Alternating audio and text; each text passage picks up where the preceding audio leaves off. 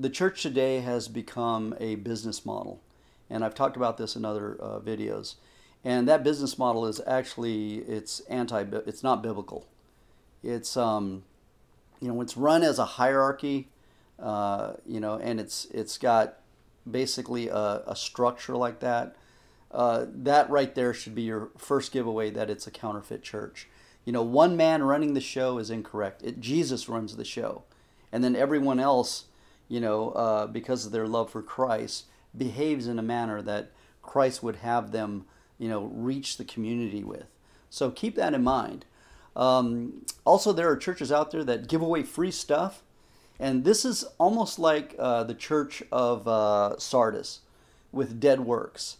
Their belief was that, hey, if we do a lot of really nice things for God, that's going to make us godly and holy.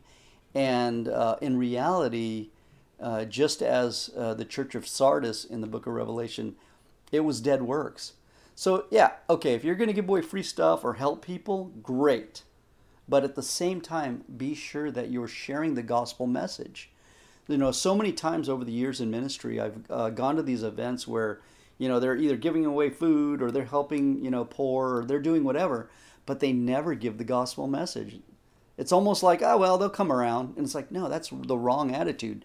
The attitude is, hey, I'm helping you because I'm a Christian. I believe in Christ, and I believe he sent me to help you, and I believe you should know Christ. There is an attitude about those that are, doing the true work of Christ. Be very careful of those that are just going to give away free stuff and think, okay, I'm doing the godly thing. That more than likely is the church of Sardis. It's dead works. Understand your mission in this life.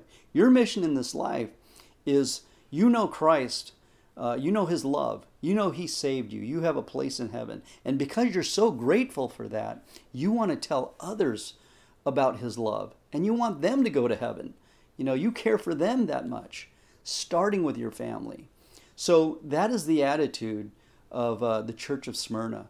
When you walk into a church, be very careful. Just watch how people are behaving, especially those that call themselves leaders. One of the things that I remember somebody telling me this, it was pretty funny.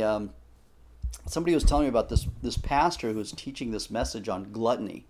And he was talking about how it's connected to idolatry and greed and it shouldn't be practiced. All these things he was saying about gluttony. And after the message, this person, who I thought was kind of courageous, pulled the pastor aside and says, well, you said all that in your message, but I kind of find it hard to believe, being that you're grossly overweight, and we know that you're a wealthy guy because you have multiple homes. Talk about a shocker. But we don't have those type of courageous people nowadays. Most everybody acts like a sheep and goes, okay, yeah, they're doing their job, and they don't check. So if you consider yourself a spiritual leader, be sure that your church leaders are actually meeting the qualifications and actually following through with what those qualifications mean, which is being a practicing Christian, for one, that follows the scriptures. You have actual elders and deacons and pastors not fulfilling their obligation. And what are those obligations? Well, if you look in Timothy and Titus, you'll see a criteria for elders and deacons. So, you have to look at that criteria and make sure that those that are overseers of the church, which are your elders and deacons, are actually, do they qualify? Because when you're allowing things to pass, you're actually allowing sin into your church. So you got to be very, very careful of churches that kind of let things slide like that. Make sure your overseers or elders and deacons they meet the criteria and are also practicing, Christians. In other words, if they fall into that position of elder or deacon, are they shepherding a small group of believers and raising them up in the faith? That's kind of I've always found that amusing. Sadly, it's amusing to me, but it's like these people come off as, great speakers and communicators. But then when you investigate their background, it's like, well, are you leading a group? Are you being a good shepherd and shepherding a group of people, as the scriptures say? And I find out they're not. then to me it's like, oh, this is a popularity contest. Just because you can speak really well in front of a crowd, you're the popular guy. But no one's checking their background.